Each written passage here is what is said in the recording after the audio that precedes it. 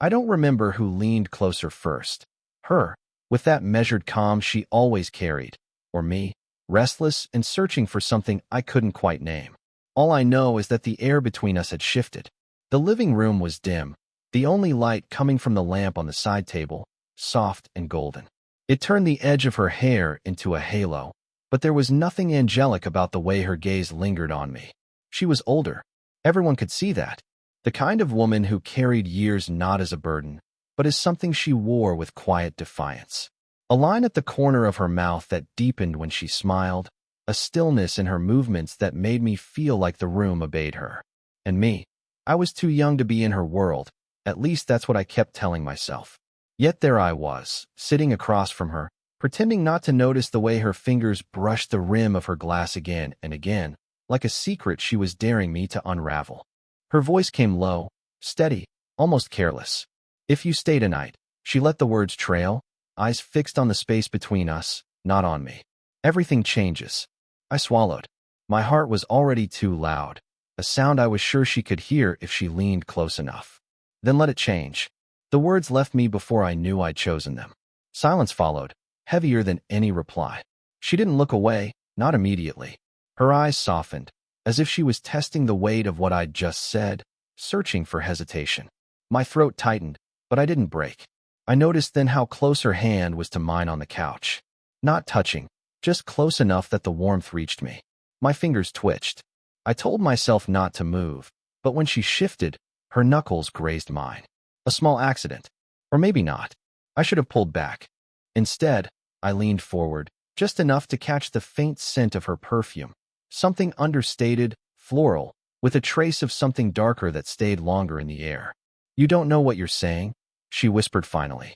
Her words carried no judgment, only weariness, like she'd been here before, with someone else, in another lifetime.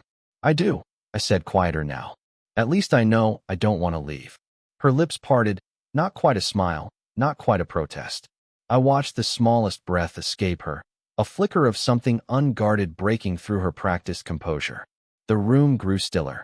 I could hear the clock ticking faintly in the hallway, the ice melting in the glass she hadn't touched, the hum of the city faint outside her window. All of it background to the louder truth. We were suspended in a moment that didn't feel like it should exist, but did. She shifted again, this time leaning back. The cushion sighed under her weight. Her arm rested along the couch, and her fingertips brushed against the side of my sleeve, soft, deliberate. I froze. She let the contact linger only for a heartbeat, then pulled away as if it had never happened. The distance between us felt wider now, unbearable. "Don't look at me like that," she said softly. "How am I looking?" "Like you've already decided." I didn't answer. My silence was answer enough. Her breath caught, barely audible, but I heard it. I saw her chest rise and fall, saw the flicker of conflict cross her face. A line of regret, maybe, or desire, or both tangled together. Then, 3 sharp knocks at the door. Her body stiffened instantly. The spell broke. The room snapped back into ordinary time. She glanced toward the hallway, then back at me, eyes wide with something that wasn't fear, but wasn't ease either. "Don't move," she murmured. And she stood, the air still charged, leaving me with nothing but the echo of her warmth beside me. The knock at the door faded into silence. Whoever it was left quickly, no note, no second attempt.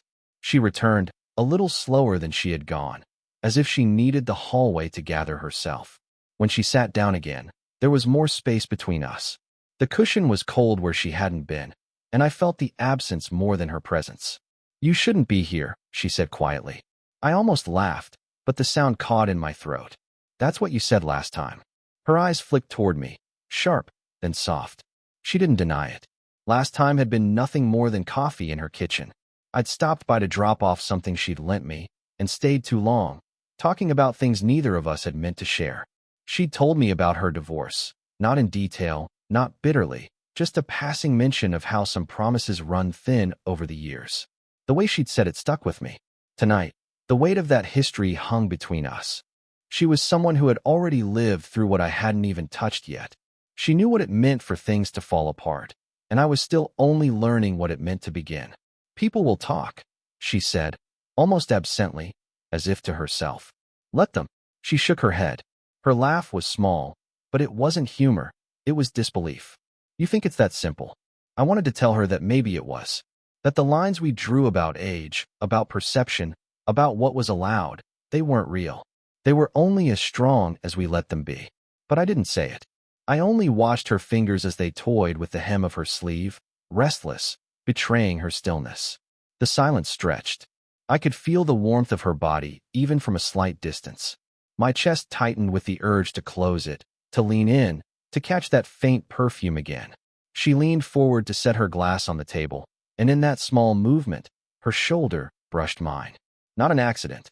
Not completely. The touch stayed too long, lingered in a way that made every nerve in me tighten. I turned toward her, and she didn't move away. Her breath reached me, warm against my cheek as she shifted, speaking softer now. You don't know what I'm afraid of. I swallowed. Then tell me. Her eyes dropped to my mouth, then away again. You'll see it eventually. And when you do, she stopped, shaking her head. You'll wish you hadn't stayed. Her words should have pushed me back. Instead, they drew me closer. I didn't touch her, couldn't. But I let my hand rest on the couch beside hers, close enough that if either of us shifted even slightly, our fingers would meet. We didn't. Not yet. But she didn't pull away this time. And that was enough. The air between us was taut, so charged I thought one wrong move would split it open. Her hand still rested near mine, her body angled just close enough that I could feel the warmth radiating from her. Neither of us spoke. Words would have shattered it. Then, her phone buzzed. She flinched like she'd been caught. The sound was small, a vibration against the table, but it broke through the fragile silence we'd built. Her eyes darted to the glowing screen. A name lit up, one I didn't recognize. She pressed her lips together, let it ring once more, and turned it face down without answering. The silence afterward was heavier. You should go, she murmured, but her body didn't move away. I leaned in before I could stop myself. Do you really want me to? Her breath caught. Quiet, but enough. Her eyes found mine, and for a moment, neither of us blinked. I could see everything she was trying not to say reflected back at me. The fear, the pull, the shame of wanting something she thought she shouldn't. A key rattled in the front door. She froze. I jolted upright, pulse spiking. For one unbearable second, we both stared at the entryway, waiting. But the sound stopped, just a neighbor fumbling with their own lock down the hall. The tension left in its wake made my chest ache. She exhaled, slow, shaky. Then she laughed softly, almost bitter. See? This is what I mean. It's impossible. I shook my head. It's not. Her hand went to her temple, fingers brushing her hair back as if she needed something to do, anything to ground herself. When she looked at me again, her voice was smaller. You'll regret this someday. People like me, we come with shadows. I don't care. I didn't mean to sound so certain, but it came out firm, like the only truth I had left. Her eyes softened, and then, for the first time that night, she leaned closer. Not much, just enough that her knees brushed against mine, enough that her breath warmed my skin when she spoke. You shouldn't look at me like this, she whispered. How else am I supposed to look at you? Her lips parted. The space between us narrowed, unbearably so. My heart beat hard against my ribs. Her gaze flicked to my mouth, lingered, then lifted back to my eyes. I leaned in, hesitant, waiting for her to meet me halfway. But she didn't. She stopped just shy, her lips a breath from mine, and I could feel the tremor in her restraint. Her hand hovered near my arm, fingers almost touching, almost giving in. We stayed like that, suspended, neither forward nor back. The ache of it was worse than rejection, and still, neither of us moved away. The silence had become unbearable. Not just silence, something sharper, like a wire stretched too tight between us. Every glance, every pause, every near touch pulled it tighter. It couldn't hold much longer. I leaned back against the couch, trying to breathe, but she followed the motion, leaning toward me. Not fully, never fully, but just close enough that I felt her weight tilting into me, the heat of her arm brushing mine. Why are you doing this? She whispered. Her voice was steady, but her hand trembled where it rested against the cushion. Doing what? This. She gestured faintly between us, as if the word alone couldn't capture what we were. Looking at me like I'm something you can have. I let the silence answer for me. Her breath hitched, and she turned away, but I couldn't let her. My hand rose before I thought better of it. fingers brushing lightly against her hair where it fell across her cheek. The strands slid through my touch, warm and impossibly soft. She stilled. When she looked back at me, her eyes carried a question. "You don't understand," she said, softer now. "I've lived a whole life before you. Mistakes, years wasted, things I can't undo. Then let me be something you don't regret," I said. My voice was lower than I expected, closer to a plea than a promise. She laughed, quiet, broken. "You think it's that easy?" Her hand lifted suddenly, pressing against my chest. Not to push me away, just resting there, fingers splayed over the steady hammer of my heartbeat. She must have felt how hard it raced, because she drew in a shaky breath, her forehead dipping toward mine. I froze. The warmth of her palm seeped through my shirt, spreading across my skin. My hand was still in her hair, holding her close, but not forcing, never forcing. "If I cross this line," she began, but her voice faltered. "Then cross it," I whispered. Her body shuddered with something I couldn't name. Fear, desire, both twisted together. Her forehead brushed mine, light as air, and her breath ghosted over my lips. My eyes closed before I could stop them, the world narrowing to nothing but her nearness, her touch, her trembling restraint. "I can't," she breathed. But she didn't pull away. The moment stretched. Too long, too fragile. Then she pulled back, just slightly, just enough that her eyes locked with mine again. "If you stay tonight, you'll ruin me." I swallowed hard. My hand slid down, from her hair to the curve of her jaw, cupping it gently. Her skin was warm, her pulse quick beneath my thumb. "Or maybe I'll save you," I said. Her lips parted, so close, so dangerously close. And then, with no warning, the sound of the phone vibrating again shattered the stillness. Neither of us moved. We just stayed there, breath mingling, lips a heartbeat away, as the unanswered call rang through the room. The phone finally stopped buzzing. The silence it left behind felt sharper than before. She leaned back, putting space between us, and I hated the cold that replaced her warmth. She didn't look at me right away. Instead, she picked up the glass she hadn't touched all night, turned it in her hand, then set it back down without drinking. Her fingers lingered on the rim, tapping once, twice. "I need to tell you something," she said, her voice almost too steady, as if rehearsed. I waited. Her eyes lifted, and for the first time all evening, she didn't look composed. She looked caught. "I wasn't supposed to let you in tonight," she whispered. "Not because I don't want you here, but because someone else already knows." The words hit harder than I expected. "Knows what?" My voice came rough. "That you come here. That I don't stop you." She breathed out, slow and jagged. It was careless. I let it show. I shifted forward, my knee brushing hers. "Who?" Her silence was the answer. She couldn't, or wouldn't, say. The floor tilted beneath me. Every shadow in the room suddenly felt like an audience. Every sound like proof we weren't alone. The intimacy between us, which had felt stolen and private, now seemed exposed. "You think they'll tell?" I asked. Her hand trembled as she pushed her hair back. "I think they already have."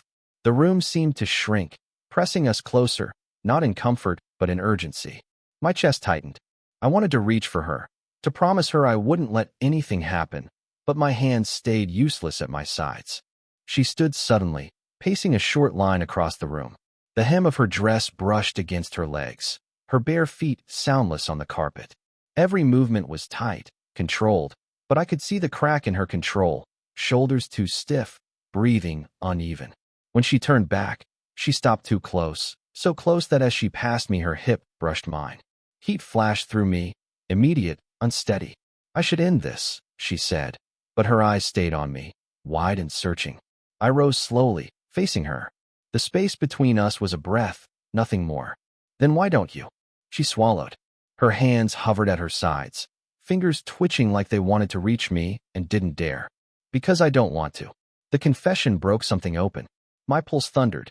Her body swayed toward mine as if against her will, and for the briefest second, her hand lifted, almost touching my chest, then falling back. The fear was real now, not just of being seen, but of being consumed. "Still," I whispered, "then don't." Her eyes closed, just once, like she was surrendering.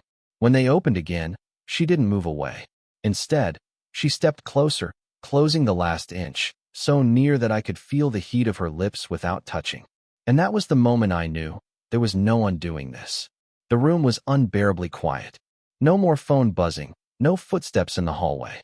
Just us, standing too close, caught in the kind of silence that doesn't calm, but burns. Her breath brushed my chin. Mine caught in my throat. We weren't touching, not really, but the air between us was thick, heavy, a living thing pressing us forward. "This can't happen," she whispered, though she hadn't stepped back. "Then why are you still here?" My voice was low, raw. Her eyes flicked over my face, pausing at my mouth before darting back up again. Her hands clenched at her sides, then released, then clenched again. I could see her fighting it, the part of her that wanted to run and the part that wanted to stay. I lifted my hand slowly, giving her time to move away. She didn't. My fingers brushed her jaw, light at first, then firmer when she didn't resist. Her skin was warm, alive beneath my touch. She inhaled sharply, and for the first time all night, she leaned into me, just slightly, but enough to undo me completely. "You'll regret this," she murmured, her lips a breath away. "Not for a second," I said, and then the line snapped. Her mouth met mine in a kiss that wasn't gentle. It was messy, desperate, filled with everything we'd been holding back. I felt the shudder in her body as her hands gripped my shirt, pulling me closer, as if the distance we'd kept until now was a wound she couldn't stand another second of. I kissed her back like I'd been waiting years instead of weeks, every nerve sparking alive. When we finally broke apart, it wasn't clean. Her forehead pressed against mine, her breath ragged, her eyes closed. My hand slid into her hair, holding her there, as if letting go might erase what had just happened. "This changes everything," she whispered, repeating the words that had started it all. "Good," I breathed. Her eyes opened, searching mine with something raw. Fear, yes, but also relief. Like she had been bracing herself for the fall, and now, finally, she'd landed. We stood there in the quiet aftermath, both trembling, both knowing there was no way back. She didn't smile. Neither did I. But there was clarity now, sharper than desire. She knew I wasn't just chasing her shadow, and I knew she wasn't untouchable. We were both flawed, both afraid, both tangled in something we shouldn't want but did. And in that moment, with her lips still warm against mine and her heartbeat racing beneath my palm, I realized, whatever came next, we would face it knowing we'd crossed the line together. No denial, no pretending, only truth. We stayed there, still and breathless, until the silence softened. Her body eased against mine, her forehead resting against my shoulder as if the weight of all the years between us had finally found a place to land. I wrapped an arm around her without thinking, holding her close, my hand tracing small circles against her back. Neither of us spoke at first. Words felt clumsy compared to what had just happened. But in the quiet, her breathing steadied, and so did mine. "I was afraid," she said finally, her voice muffled against my chest. "Afraid of being seen, of people whispering, of what this would make me look like." She pulled back slightly, just enough to look at me, her hand still clutching my shirt. But mostly, I was afraid of feeling this alive again. I brushed a strand of hair from her face, letting my fingers linger at her temple. "I don't care how it looks. I just care that you're here." Her lips trembled into the faintest smile. Not practiced, not guarded. Just her, open in a way I hadn't seen before. For the first time all night, the tension in the room loosened. Not gone, but changed. The fear and hesitation had bent into something else, something steadier. She reached for my hand, threading her fingers through mine. The simple weight of it grounded me, as if the whole world could shrink to this. Her hand in mine, warm and steady. We sank back onto the couch, closer now, her shoulder pressed against mine. She leaned into me, her head resting lightly against my arm. I tilted down, pressing a slow kiss to her forehead, and she closed her eyes with a soft exhale, as if she'd been waiting for something this simple all along. "I don't know what tomorrow looks like," she admitted, her voice barely more than a whisper. "But tonight," she turned slightly, her lips grazing my jaw. "Tonight feels right." And it did. All the doubts, the hesitations, the voices of what we shouldn't be, they were still there, but quieter now. What mattered was this closeness, this undeniable pull neither of us could keep pretending didn't exist. I held her tighter, my thumb brushing across her knuckles. She didn't let go. The night stretched on, slow and unhurried. We didn't need grand declarations or promises we couldn't make. It was enough to sit there, side by side, bodies pressed close, breathing the same quiet air, knowing we had stepped past the edge together. Not perfect, not simple, but real. And for the first time, I believed that was enough. Did you enjoy the story? What kind of stories would you like to hear next?